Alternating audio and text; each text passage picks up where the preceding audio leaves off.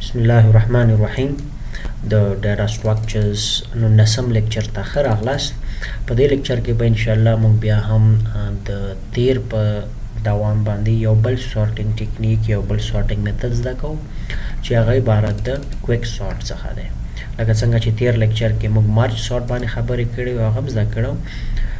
کویک سورټ هم د مارچ سورټ په شکل باندې یو سورټینګ ټیکنیک دی چې د ډیوایډ اینډ کنکویر الګوریدم په استفادې سره زمونږ ډیټا سورټ کوي او د ډیوایډ اینډ کنکویر ټیکنیک یا پرابلم سالوینګ ټیکنیک څخه په ګټې اخیستنې سره الګوریدم تیارېدی شي. یعنی په دې طریقه کې په دې سورټینګ ټیکنیک کې مونږ خپل مین لیست خپل یو انسورټډ لیست راخلو او په څو سب لیسټس باندې ویشو، په څو سب ایریز باندې ویشو تر څو مونږ وکولی شو هر سب لیست جدا جدا هینډل کو په اسانۍ سره په کم ټایم سره مونږ خپل انسورټډ ډیټا سورټ کو.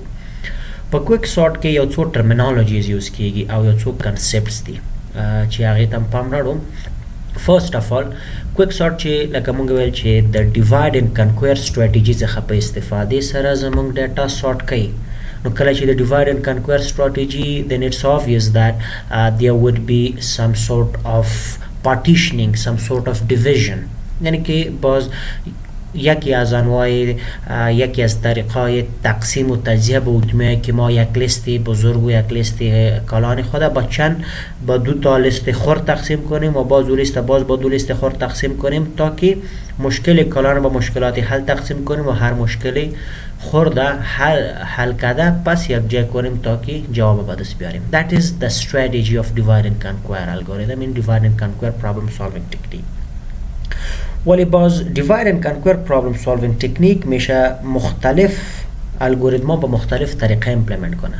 قسمی که در کویک سورت ما میدل یک الیمنت پیدا میکردیم، در مرج سورت ما وسط ایفش پیدا میکردیم، وسط لیست و از وسط باز لیست با دو بخش تقسیم میکردیم.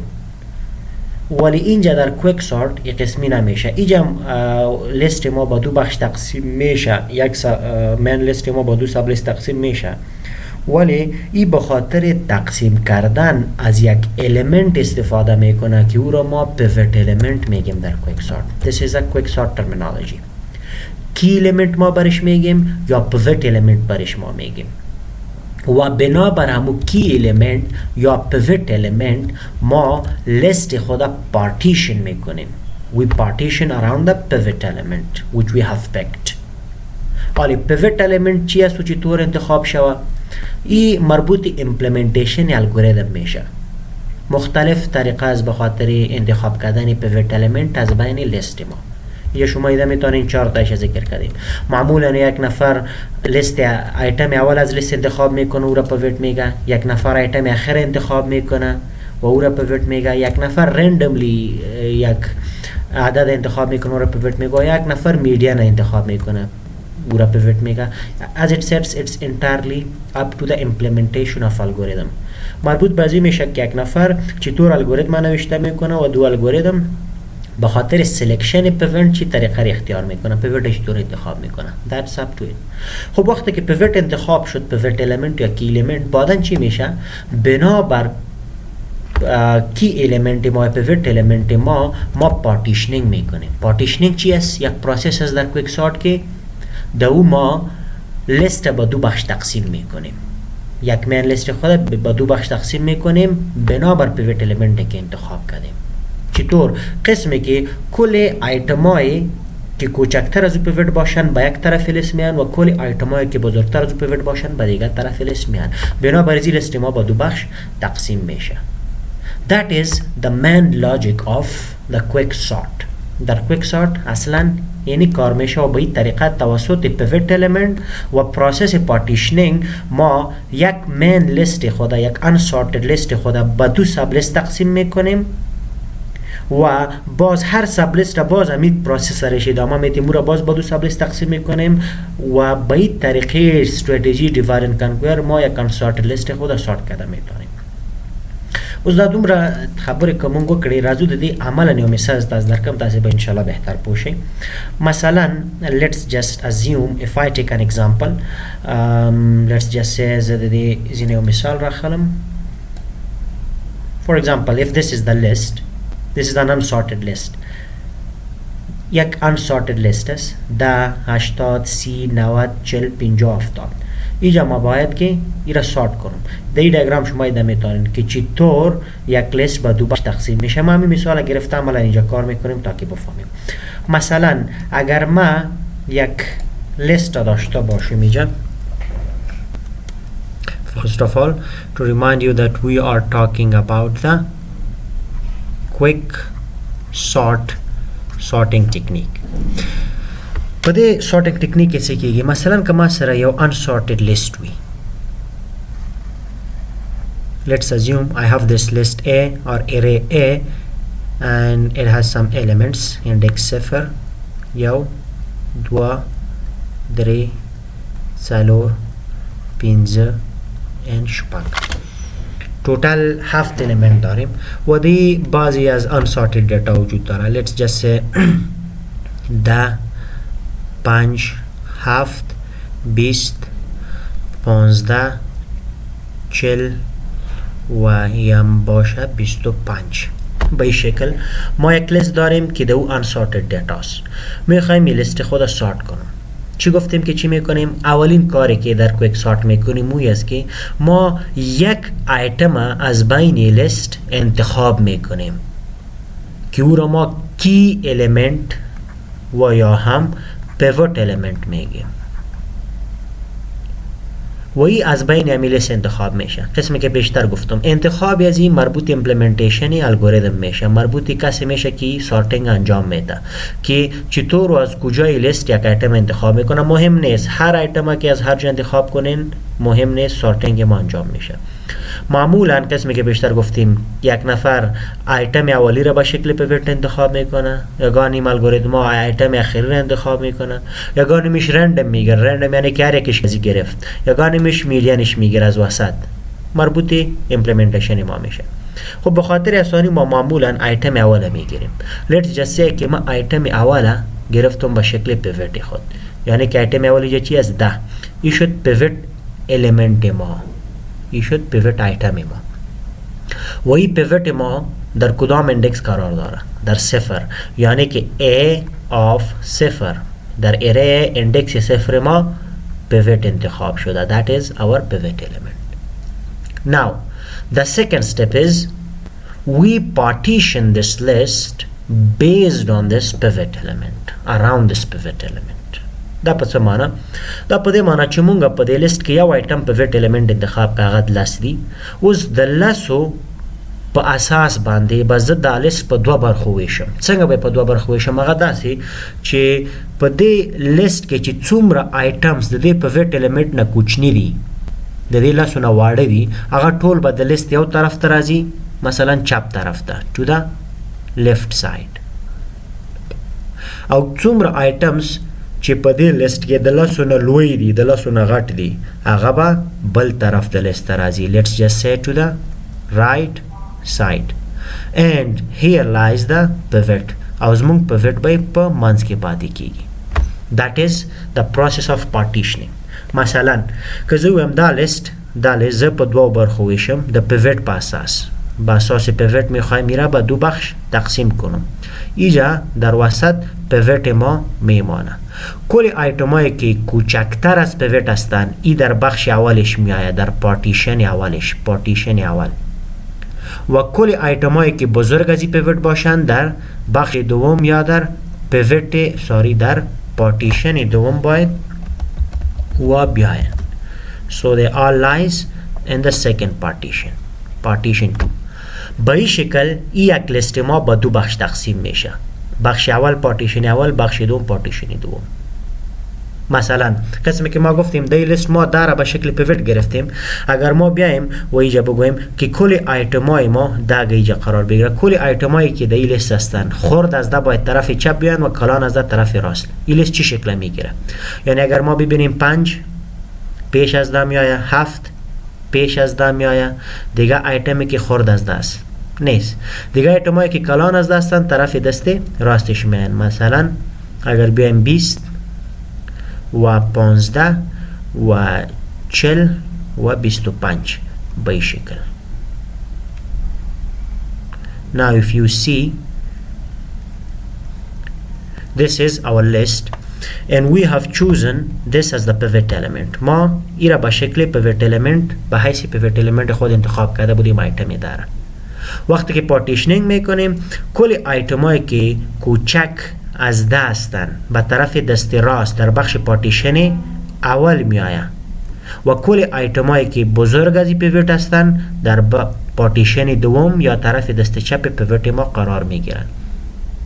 Now if you see 10 is sorted. در این مرحله چی شد؟ 10 سارت شد. دیگه 10 برای سارتینگ نیاز نداره. گرچه ما نمیگیم پارتیشن اولش هم سارت شد و پارتیشن دومش هم نه. سریزی پارتیشن اول و سر پارتیشن دوم ما باز همین طریقه را تکرارا انجام میتیم تا که باز در بین زوا پیوت انتخاب شود و همین پروسه انجام بدن. So that is the main logic of the quicksort. The quicksort ما اینی دو استپ میگیریم. The main logic of the quicksort lies in this process of partitioning. در این مرحله partitioning، در پروسس partitioning اصل لاجیک quicksort مانده شده. اصل لاجیک quicksort اینجا وجود داره که چطور ما میتونیم بنابر پیوت خود لیست خود به دو بخش تقسیم کنیم. And that's what we are going to learn. همدا به انشالله وزده کو چې څنګه دا کار تر سره کولی شو. So let me just clear this out and we'll write a new fresh example. یو نوې مثال لیکو او بیا د مثال په ثرو باندې غواړو چې یک الګوریدم امپلیمنٹ کو او د کویک سارت دا لاجیک امپلیمنٹ کو. مثلا کما سره یو unsorted list وی په دې شکل. Let me just take it to this side. Let me just say if I have to take a pen. If I have an unsorted list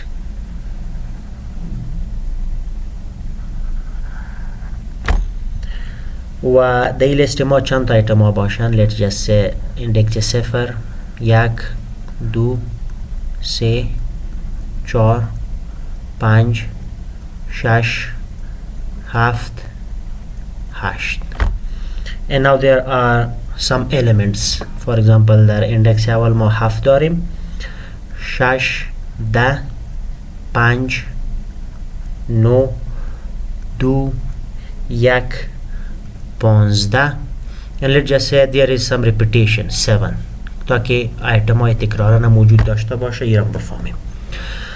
اگر فرض کنیم ای لیست A ماست ارای A ماست و ای unsorted است میخوایم ای را سارت کنم به طریقه کویک سارت.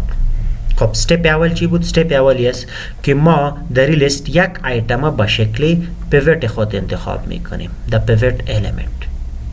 let's just say که ما چیزی که در اندکس اول است ای را با شکل پیوت خود انتخاب میکنیم، یعنی که پیوت ما شد آیتم A of 0 یا A of lower bound، چیزی که در lower bound موجود داره و او آیتم چند است؟ 7 است.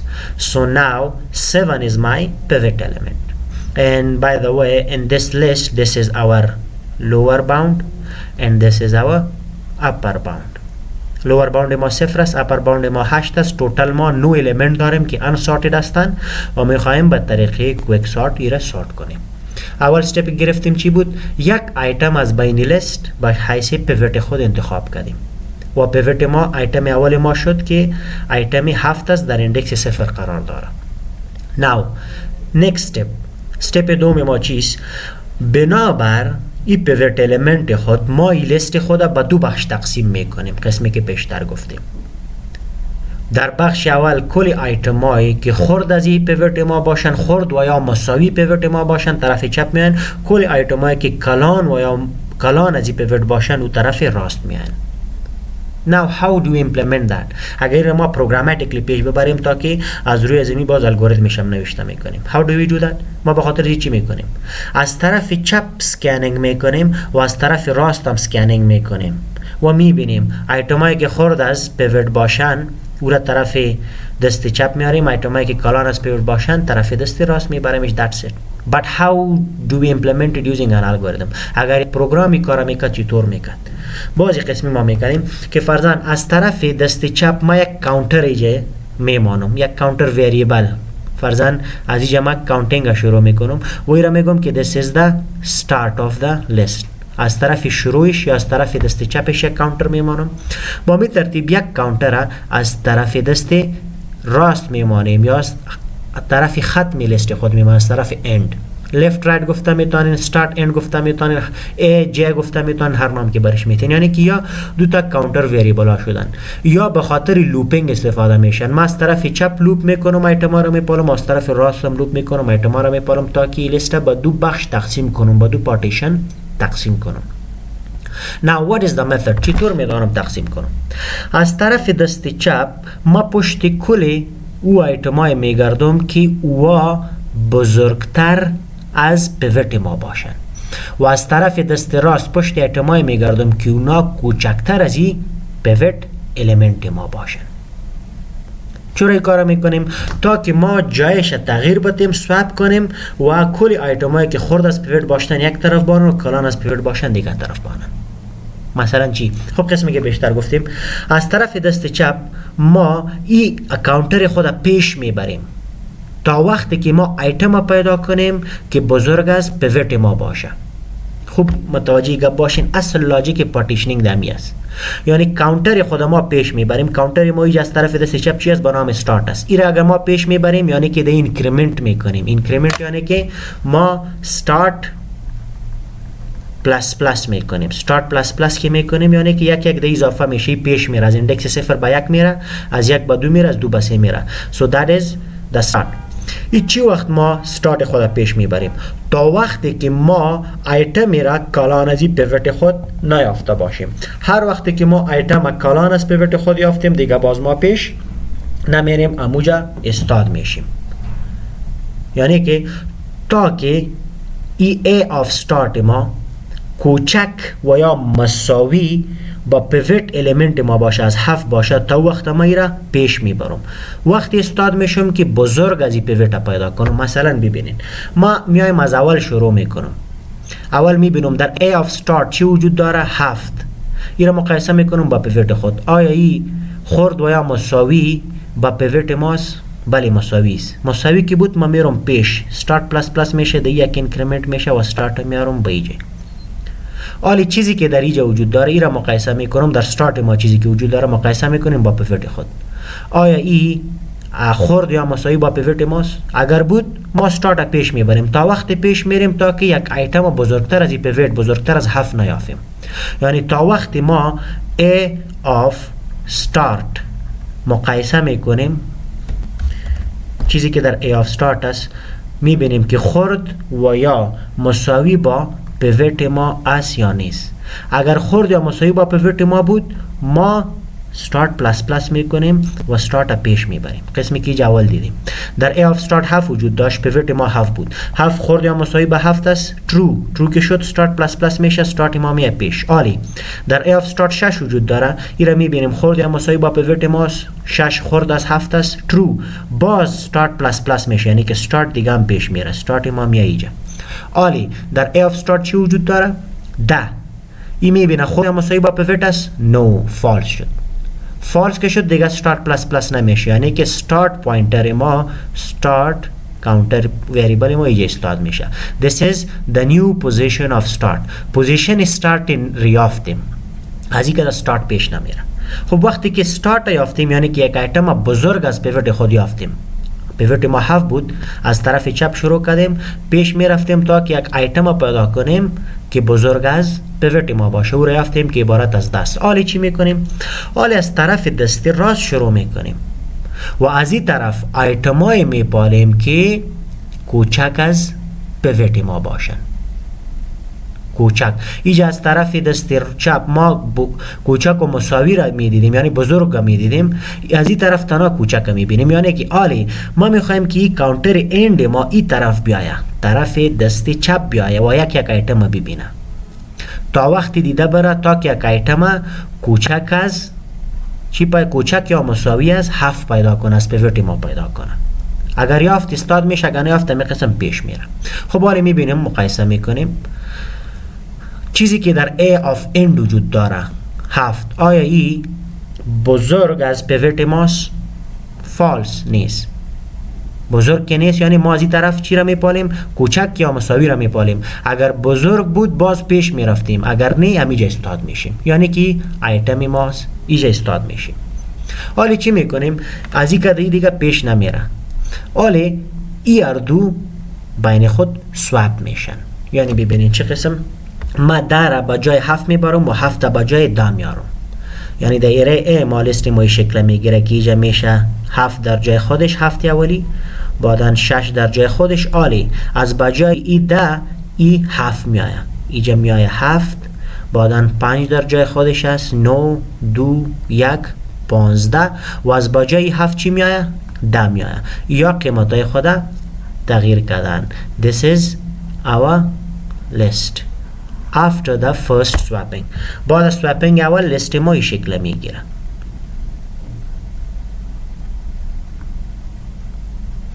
صفر 1 2 3 4 5 6 7 8. start ما در اندکس 2 بود، اینجا ما start خود داشتیم start، و end ما در اندکس 8 بود. we had our end in here. end ما اینجا. عالی، باز همی کارا ادامه میدیم. this is array A. از طرف دست چپ ما باز میبینیم آیتم های میبینیم که بزرگ از پیوت باشن. اگر بزرگ از پیوت یافتیم استاد میشیم، اگر نه پیش میریم. ببینیم در A of start چی وجود داره؟ 7. اگر این را در این شرط میندازیم A of start یعنی که 7 کوچک و مساوی از پیوت است، پیوت ما 7 است نه؟ yes است. start پلاس پلاس میشه و پیش میریم، یعنی که start ما میاد اینجا. حالی در A of start 5 است، میبینیم 5 خورده مساوی با پیوت است true، داخل میایم و start ما باز پیش میره، اینجا میاد start. حالی میبینیم چیزی که در A of start است او 9 است، کوچک یا مساوی با پیوت است 9 فالس شد. فالس که شد دیگه start ما پیش نمیره و جای نوی start ما میشه اندکس 4.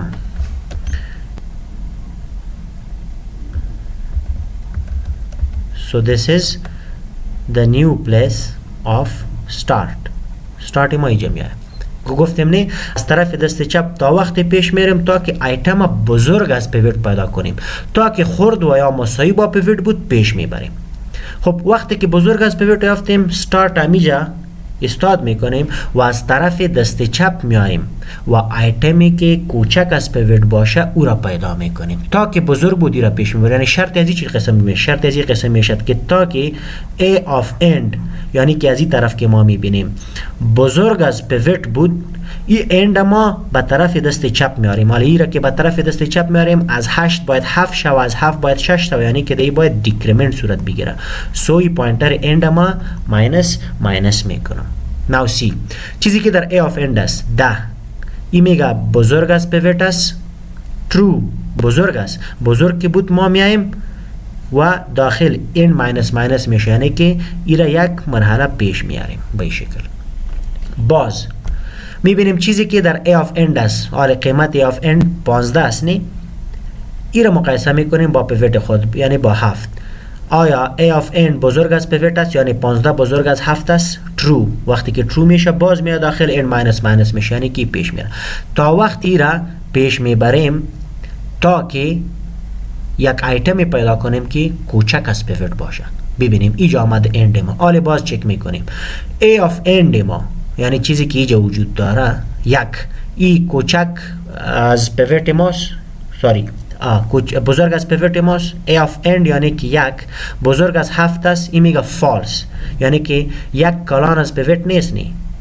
باز در وقت n ماینس نمیشه، یعنی که از این کندیشن میبرایم، یعنی که از این طرفی قیمت نوی اند ما میشه، جای نوی اند یافتیم و دیگه ای هم استاد میشه به این شکل. از این طرف بزرگتر از پیوت می پالیدیم، جایی که یافتیم اونجا استاد شدیم. از این طرف کوچکتر از پیوت می پالیدیم، جایی که یافتیم اونجا استاد شدیم. حالا چی میکنیم؟ یارا سواب میکنیم، جایش تغییر میدیم. ببینیم جای 9 یک قیمت تغییر بتم لیست ما این شکل خواهد گرفت که ما میبانیم 7 در جای خودش میاد، 6 7 5 از با جای 9 میایه 1 2 در جای خودش است و از با جای 1 میایه 9، یعنی که یا جای خود تغییر میتن سواب میشن 15 و 10. این میشه شکل نو لیست ما after the second swapping. بعد از اینکه بار دوم سواپینگ انجام دادیم لیست ما این شکل میگیره. This is index 0 1 2 3 4 5 6 7 and 8. list A start ما تا کجا رسانده بودیم؟ تا اندکس 4 یعنی که اینجا start ما وجود داره و end ما در اندکس 6 بود یعنی که اینجا end ما وجود داره. That's it. Now what? Again we continue. باز ما ادامه میدیم. ببینین ولی باز ما میبینیم چیزی که در A of start است او کوچک از یا مساوی از پیوت است. در A of start 1 است، پیوت ما 7 است. یک کوچک از 7 است. True. start ما پیش میره جمعی start. ولی در A of start چی است؟ 2. این را میبینیم که کوچک از پیوت است. 2 کوچک از 7 است. True. این باز پیش میره یعنی که start ما میایه اینجا. این قسم گفته بودیم تا وقتی پیش میبریم تا که اتم بزرگ استارت پیدا کنیم. آلی در استارت ما 9 است. A of start یعنی که در اره A در اندکس استارتش 9 وجود داره. آیا کوچک و مساوی با 7 است؟ فالس. به خاطر که بزرگ از 7 یافتیم، بزرگ از پیوت خود یافتیم. آلی دیگه ای را پیش نمیبریم و این میشه جای نوی start ما. This is our new start. وقتی که start یافتیم آلی end پیش میبریم. در end میبینیم از طرف end کوچک از پیوت پیدا میکنیم. آلی چیزی که در A of end است او بزرگ از پیوت است. true کی بود یعنی که نیست پیش میریم. start end ما میایه ایجا. آلی چیزی که در A of end است او 2 است، بزرگ از پیوت است نیست.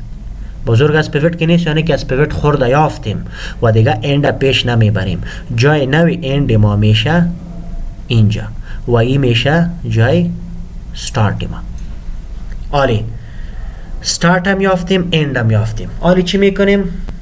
swapping میکنیم ولی بین خود نه.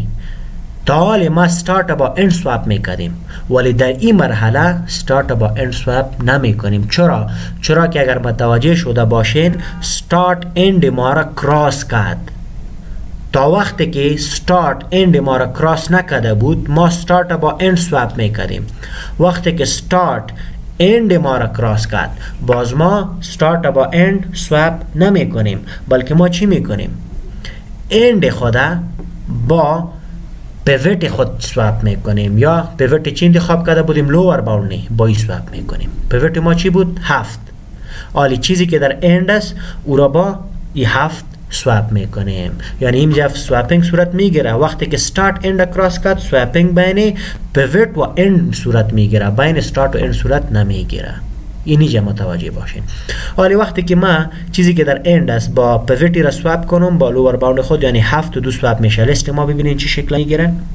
لیست ما میگیره این شکل که از با جای 7 میآید 2، 6 در جای خودش است، این 7 در جای خودش است، 5 1 و از باجای 2 میایه 7 اندکس اولی ما. بعدا 9 در جای خودش میمانه 15 و 10 و این میشه شکل نوی لیست ما after the final swap. وقتی که start end با پیوت خود swap کردیم یک مرحله ما پورا میشه. اندکس 0 1 2 3 4 5 6 7 8. وقتی که end با پیوت خود swap کردیم یک مرحله ما پورا میشه و اون مرحله پارتیشن اول است. یعنی اگر متوجه شده باشین این پیوت ما بود نه. آلی ببینین از این پیوت به طرف دست چپ کلی آیتمای وجود دارن که کوچک از پیوت باشن. They are all less than pivot. و طرف دست راست از پیوت الیمنت ما ببینین کلی آیتمای وجود دارن که بزرگ از پیوت باشن. Sorry, this should be like this.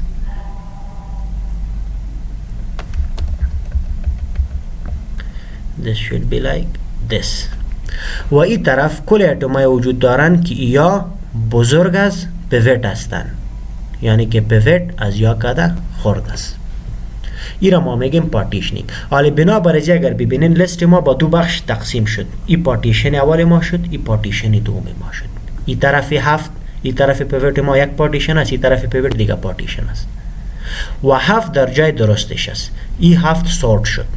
آلی امید طریقه را ما بالای پارتیشن اولش هم انجام میتیم و امید طریقه را ما بالای پارتیشن دومش هم انجام میتیم. و چطور میکنیم؟ we do it recursively. این کار ما ریکارسیولی انجام میتیم. using recursion ما همین پروسه که اینجا انجام دادیم this process بار بار برای هر یکی از این پارتیشن انجام میشه تا که لیست ما به مرحله برسه که دیگه قابل تجزیه نباشه، یک الیمنت داشته باشه، قسمی که در مرج start خوانده بودیم.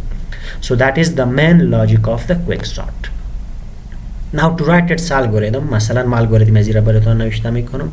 Let's just say first of all I'll write the logic of this partition. اگر ما این partitioning توسط یک فانکشن انجام بدم، so here I'll have a function called partition.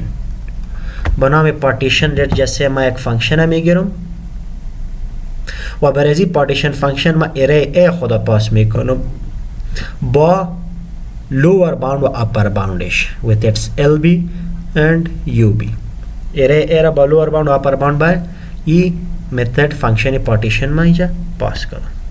This is the partition method. حالا داخلی از این چی میکنیم؟ قسم اینجا ما انجام دادیم امی استریپا رو ما در الگوریتم جابجا میکنیم. اول کاری که کردیم با این لیستی بود که از بین از ما پیوت خود انتخاب کردیم. So here what I'll do, I'll choose a pivot. یک الیمنت با شکل پیوت انتخاب میکنیم. و الیمنت ما کدام انتخاب کردیم؟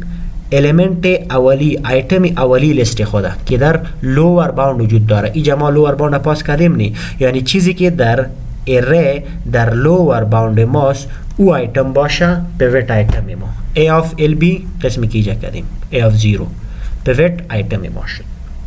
بعد از او چی کردیم؟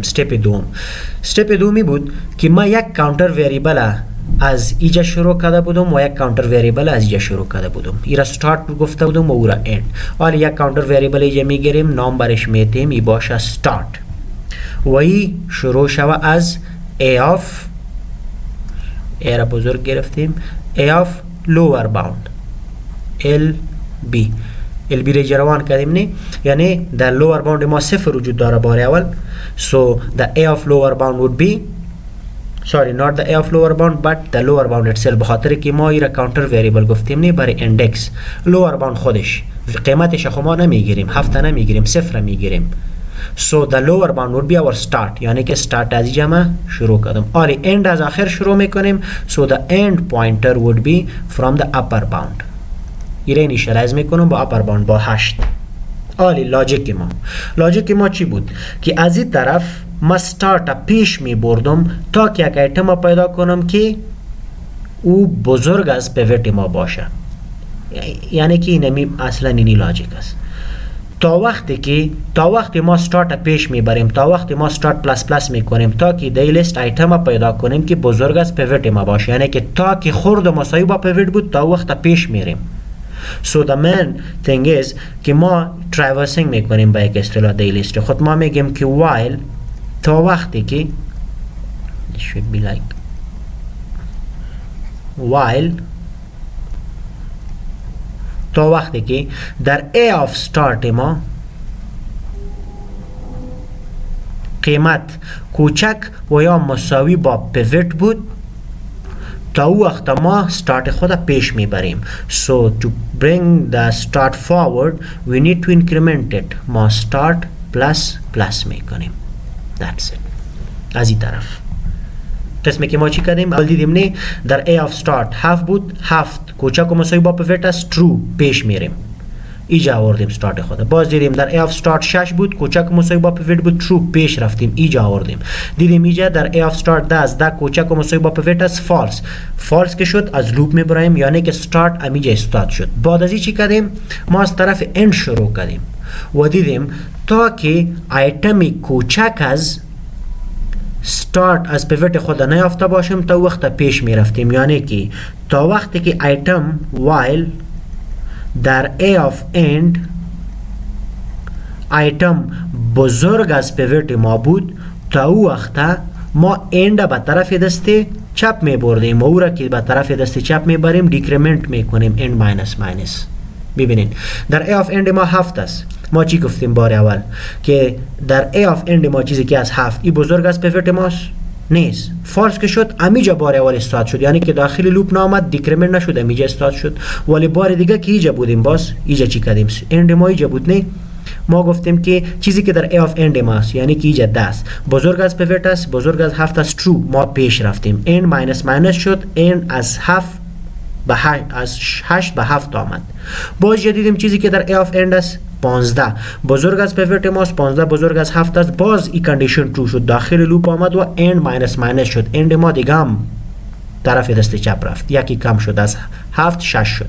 باز دیدیم که چیزی که در A of end است اینجا یک وجود داره، یک بزرگ از پیوت است نو، یعنی که ما یک ایتم یافتیم که خرد از پیوت باشه، باز end ماینس ماینس نشد. باز در این مرحله ما چی کردیم؟ از این لوپ برآمدیم نه، این لوپ خلاص شد، از این طرف start انتخاب کردیم و از این طرف end انتخاب کردیم. بعد از او چی کردیم؟ ما دیدیم که اگر start ما end ما را کراس نکرده باشه، ما start با end swap کردیم، ایتم های start با end swap کردیم، یعنی که یه قسمی میکنیم که اگر start ما end swap کراس نکرده باشه. چطور میفهم که کراس نکرده؟ تا که start از end کده خورد باشه، یعنی که start end کراس نکرده. تا که اگر start خورد از end باشه یعنی که start end کراس نکرده. باز دو حالت ما چی میکردیم؟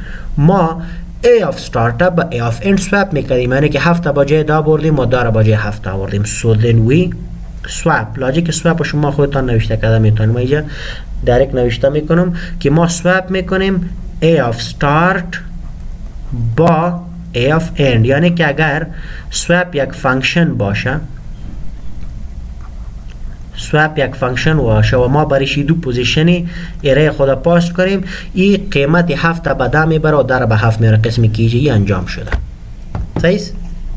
و این کار ما بار بار ادامه دادیم تا وقتی که start ما end کراس نکرده باشه. یعنی که در مرحله اول می کار ادامه دادیم، از این طرف start پیش می بردیم، از اون طرف end، وقتی که هر دویشان استارت می شدن swap می کردیم.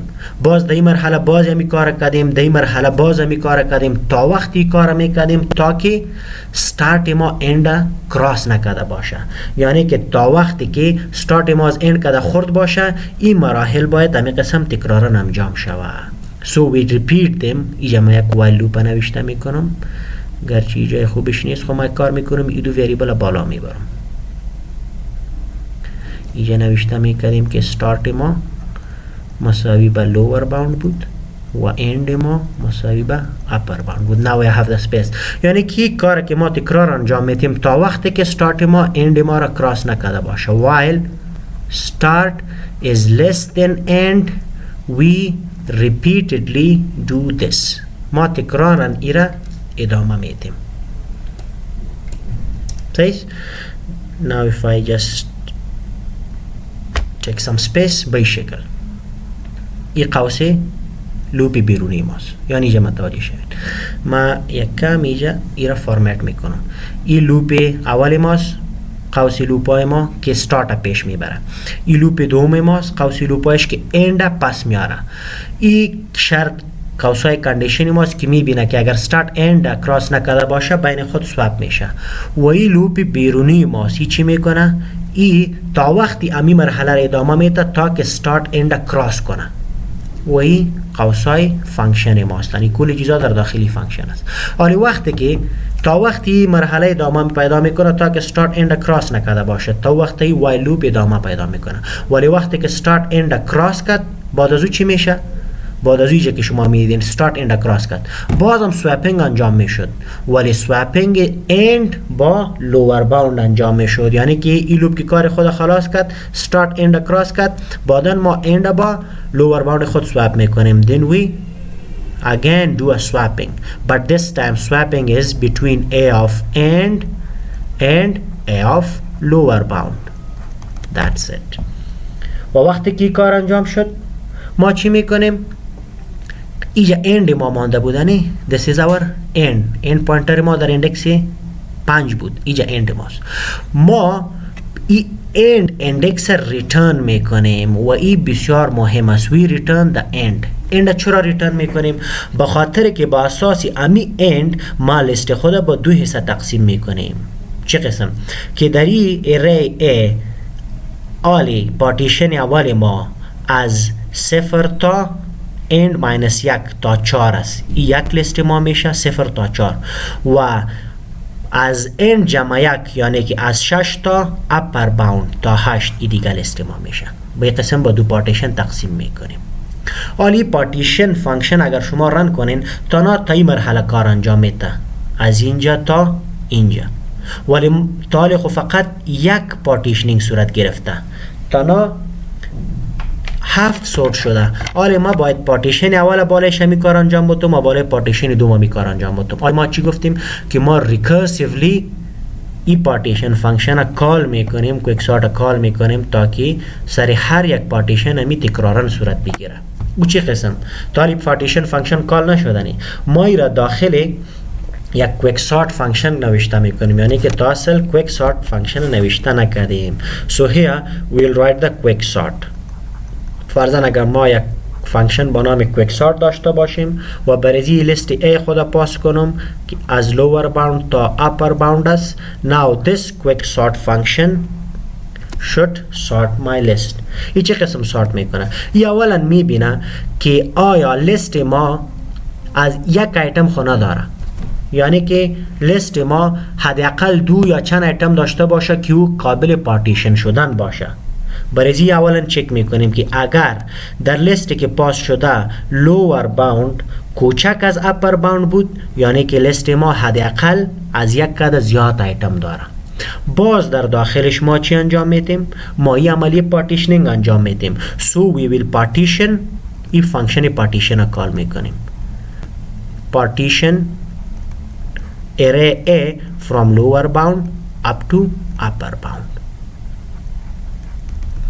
And you have seen this logic. شما میفهمید که داخل پارتیشن چی صورت میگیره اگر ما برش array A را پاس میکنم از lower bound تا upper bound. اینی پروسس بالایش انجام میده.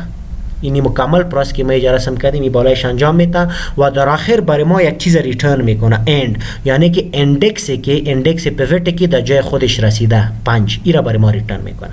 حالی ما باید چی کنیم؟ همی پروسس بالای بخش اولش انجام بدیم و همی پروسس بالای بخش دومش انجام بدیم، یعنی که ریکرسیولی پس همی کویک سورت ما در داخل کویک سورت کال میکنیم. یعنی که ما پس کویک سورت کال میکنم call to the same function بالای array A از کجا تا کجا؟ از lower bound تا اینجا. ای برای ما یک اندکس ریترن میکنه.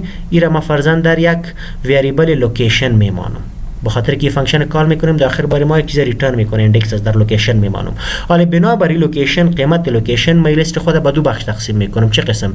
که از اندکس لوور باوند از 0 تا لوکیشن ماینس 1 اگر لوکیشن 5 باشه اینجا خب پیوت ما سی سورت شد از این به پیش ماینس 1 تا 4 از لوور باوند تا اندکسی که روان شده در لوکیشن است ماینس 1 یک پارتیشن ما میشه، یک سب لیست ما میشه و همین کویک سورت حالی با طرف دست راستش پارتیشن دوم ایمپلمنت میکنیم که در ارای A از این جای اندکس 6 یعنی که لوکیشنی که روان شده از اندکس 5 جمع 1 از لوکیشن جمع 1 تا به اپر باوند باز همی کویک سورت بالایش تکرار شود. یعنی طریقه را که انجام دادیم آره بالای این بخش باز تکرار میشه و بالای بخش دومش باز تکرار میشه، اینجا پیوت انتخاب میشه، این باز با دو بخش تقسیم میشه قسمی تا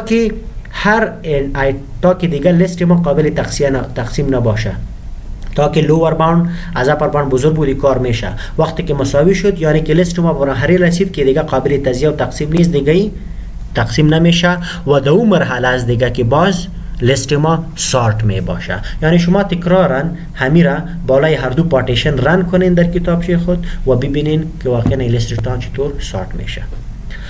دا مونږ سره کویک سورت ټیکنیک دی او بل خبره زه درته کوم چې د څنګه چې دا ډیوایډ اند کنکویر ټیکنیک نه استفاده کوي په ورست کیس کې د دې ټایم کمپلیکسټي آرډر n سکوير وي بٹ بیسٹ کیس کې آرډر n log n وي.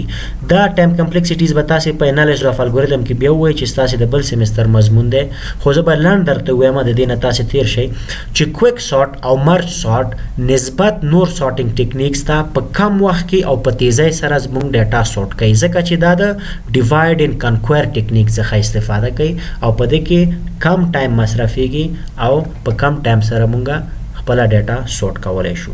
So that is the main logic of the quicksort. بل خبره دا چې یو خو تاسو الته په مثال کې دا quicksort الګوریدم ولیده، دلته هم تاسو په دې نوٹ کې خپل لیدای شئ. The same algorithm is implemented here. فقط فرق دومره دی چې ویریبل نمونه به فرق کوي. دلته ما سٹارټ او اینډ اغستی او لوور باوند اپر باوند مې اغستی او دلته دی لو او های اغستی دي. نور کوم تفاوت نه لري. وګورئ په همدغه شکل پارټیشن میتھډ فنکشن کال کیږي، هغه یو ویلیو ریټرن کوي او بیا ریکرسیولی کویک سارت کال کیږي. دې لپاره چې تاسو په کویک سارت او مرج سارت پوه شئ، تاسو باید ریکرژن زده وي. سی پلس پلس کې ریکرژن راوخلئ وې ګورئ او ښه زده کړئ. تر څو چې ریکرژن باندې تاسو پریکټیس پوه نشئ تر هغه پورې سارټینګ درته quick sort or merge sort یا divide and conquer چې کوم strategies دي په دې پوهېدل سخت دي. And this is the logic of the partition method. دلته تشریح شته دی partition method څنګه implement شوی دی، تاسو دې ځینه لیدلی شئ. So that's it for this class. Practice well and try to implement this algorithm in either C++ or Java so that you will learn the syntax and come to know the actual working of the algorithm. And in the next class, inshallah, we'll talk about another sorting technique, which is counting sort, which is much easier and you will learn more. So that's it for today. Have a nice day.